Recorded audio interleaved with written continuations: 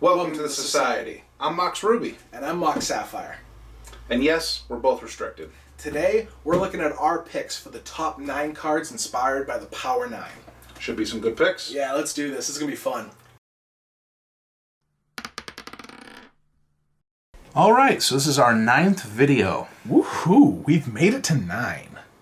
Will we make it to 10? We will make it to 10. Sure? Okay. Yeah. Maybe not. I don't know. I think we will. That being said, for our 9th video, we're talking about our 9 favorite cards inspired by the Power 9. Yeah. Oddly enough, for the most part, we've actually agreed on a lot of them. There's a couple we didn't. So what we'll do is, in no particular order, we're going to go over our cards. And when we disagree, we'll do little, maybe, not necessarily honorable mentions, but like... I'm going to wrap them in saran wrap and throw them in the river. You guys tell us what you think. We're going to give you our list of our top cards, and you guys feel free to make a comment below on maybe anything we missed that you think should be in there. Let's get to it. So, in no particular order, our first card, Day's Undoing. 2 colorless, 1 blue. Sorcery. Each player shuffles his or her hand and graveyard into his or her library, then draws 7 new cards. This is a card from Magic Origins. It's relatively new, but I really like it. I really like the flavor of it. I especially love the last line. If it's your turn, end the turn. Now, I love this mechanic. I love the ability to just end the turn and everything that the rules state about ending the turn. That being said, this card we chose because it essentially, almost word for word, is Time Twister, with exception of that last little line there. I don't think you're going to find really anything closer than this to a Time Twister. Exactly. I mean, this is almost not even inspired by Time Twister, but just a straight-up ripoff with some extra flair added to it on the end. Yeah, they're like, how could we do Time Twister in a way where you'll never play it? Exactly. But I love it. I love the art. I love the flavor. I think it's a lot of fun. So I think, this is our first choice.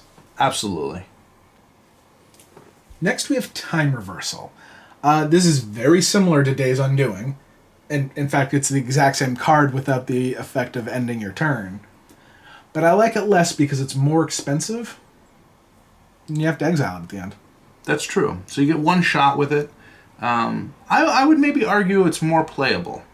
Because, shuffling your hand, library, graveyard all together and drawing 7 new cards, then you end your turn. It's like, here, opponent, take 7 new cards and beat me with them.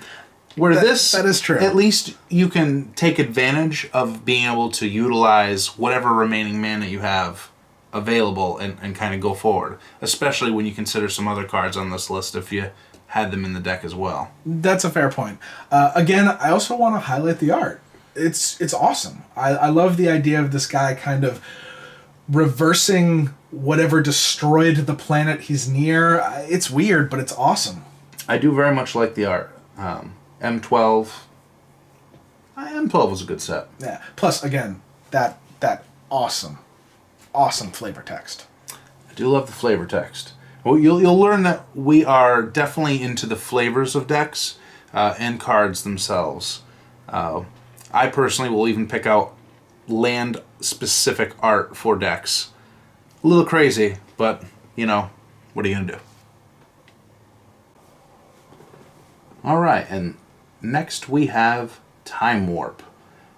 3 colorless, 2 blue, sorcery. Target player takes an extra turn after this one.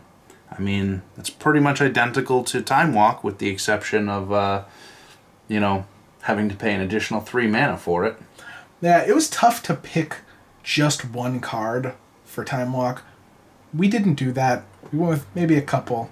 Because it's such a great ability. Being able to take an extra turn is so devastating. Yeah, absolutely. I mean, one of my personal favorite cards, which we maybe honorable mention, but probably not, would be Emrakul. I mean, what an amazing creature. You get like this huge creature with Annihilator 6 with flying, protection from colored spells, and if you cast him, you get an extra turn. Pretty amazing. I mean, Emrakul is great. I like that he's protection from colored spells. He's colorless. There's something there. Challenge. Oh boy. That's what's there. You need to build an entire Eldrazi deck. But there can't be a single color in the deck, nor can there be anything that produces color. It has to be entirely colorless. Now, when I say entirely colorless, I don't mean devoid. I don't mean you can have some Eldrazi that costs 1 swamp and 2 colorless, but it has devoid, so it's colorless. No. No color at all. Anywhere. Okay then. Challenge accepted. Nice. Now we move on to Temporal Mastery. This is my personal favorite pick for Time Walk inspired cards. Ditto on that. I'm going to go ahead and say this is just a Time Walk. It's straight up. I don't care that it costs 5 colorless and 2 mana. I'm never going to cast that. I'm going to use this in a deck with what we decided was an honorable mention, Brainstorm. Yeah. And I'm going to make sure I can miracle this every single time. It's a cheap Time Walk. I love it. True. And you do have to exile it, however, once it goes through. But it's not banned or restricted or anything, so you could essentially just run 4 of them. Exactly. And plus, I don't need this to trigger too many times. I'm going to take that extra turn. I'm going to win. It's that simple. It's just that simple. It's just that simple. Fair enough. All right. So next we have Ancestral Vision. Suspend 4 for 1 blue. Target player draws 3 cards. This card's terrible. It's Why good. would you pick it? Because in 4 turns, you could play it in turn 1, and in 4 turns you get to draw 3. It's going to replenish your hand. Great. So you have to get it turn 1, and then you draw 3. All right, listen, I understand. I get it. Ancestral Vision, Ancestral Recall, I understand. It's not a bad card. But it's not my pick. I mean, listen, not everybody's going to be playing with, by the end of turn 5, you've won the game. Not everyone plays that way. That's true. I mean, for Commander and long form games, this is great. But this isn't what I would choose. So why don't I just show you what I would choose? Fine. I choose Visions of Beyond. 1 mana, draw a card, and if the graveyard has 20 more cards, you draw 3. I do like that it says if a graveyard has 20 or more cards. But let's be honest. You're talking about long game. If you're not playing against a mill deck, we're talking real long game. You have to have 20 cards in your graveyard. All right, that is true. This doesn't work in every deck. But you slide this into a mill deck, it's straight up Ancestral Recall. And it's not restricted. That may be true. I disagree. And I think that's why it ultimately leads us to a crossroad. I don't think I'm going to agree. I think Suspend is better. Suspend is not better. I think it's better. You could play it, it goes into exile, it can't be countered or targeted, and the spell will just kick off at an upkeep when the suspend is over. Yeah, except for when the suspend's over and it triggers and then you counter it. Fair enough. So for Moxes, I think the first one we have here is a Mox Diamond. This is a pretty fantastic card. Also, crazy high spike in price lately. I would say it's going to be probably one of the better Moxes you're going to run, with the exception of the original 5. Yeah, it was tough to just pick one Mox, so we didn't. There's definitely going to be a couple in this list. We have some for honorable mentions as well. They're all equally awesome in their own way, with the exception of one that has Suspend. That's not true. He's crazy. He's mad with power. But this is simple. You discard a land card, and you get to tap it for any color. Yeah. I mean, definitely a good mana fixing card. Discarding a land to it, that is rough in my heart. I never like to put my lands in the graveyard unless I'm, rotating some crops or something. Yeah, you have certain cards like a Crucible, it don't matter that much. But anyway, I like the idea. You discard one land card, and you have whichever Mox you want. That's the way I look at it. Definitely not bad, and I think that's probably one of the reasons why it's maintaining its high price. Exactly. And what's great about this, unlike the next pick, is this works in every deck type. That is true. Very much like the originals. That leads us to what's next. Mox Opal. 0 mana, Metalcraft, tap it for any color you want. Definitely fantastic. You do need to make sure you have, a good amount of artifacts in your deck, otherwise will just be useless to you. Exactly. It's not going to work in every deck type. Plus, you have that legendary aspect of it, which definitely takes away from it a little bit, but honestly, I love Mox Opal. But let's be honest here. If it didn't have legendary, that card would be broken in any artifact deck. It already is kind of broken, but it's great. It is great. Well, now that we're done with the Moxes for now, and we'll talk about the honorable mentions later, we have one of my personal favorites. I think really every Magic player in their heart, their favorite card has to be Black Lotus. And if it's not, just click off our channel. I can't even handle. I can't even handle. The Lotus Society doesn't necessarily condone leaving our channel and clicking off. But yeah, no, if you don't like Black Lotus, leave. I mean, this is the Lotus Society. We're not the Mox Society. Do you think this is a game? Yeah, we're not like the Island Society, although I would support that as a blue player. You know what? This is a game.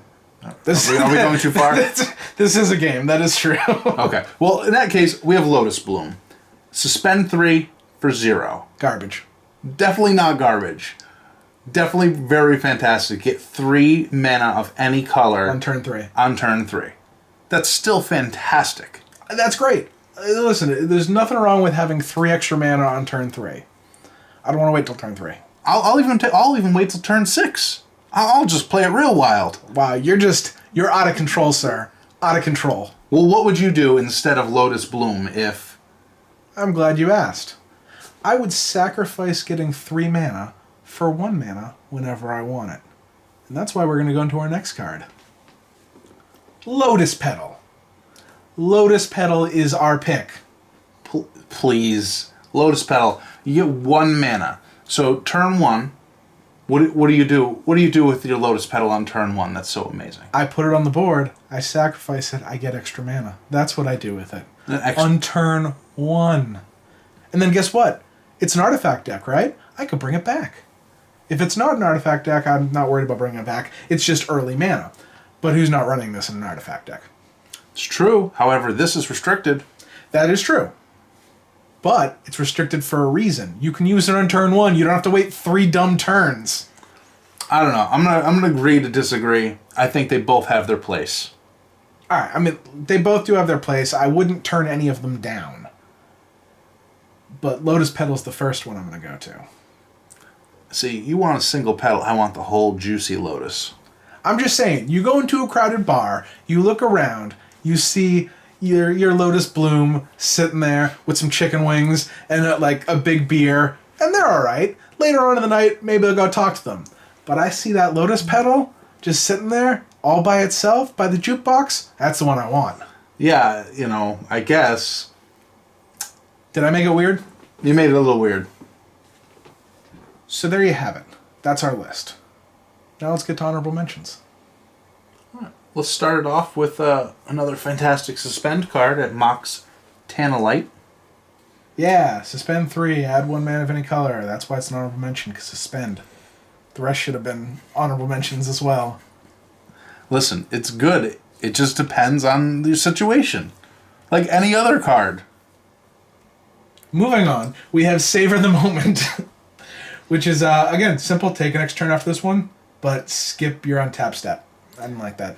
Yeah, definitely a little rough there. Also, for 1 more mana, than a normal time walk. So I think it's worth mentioning, but...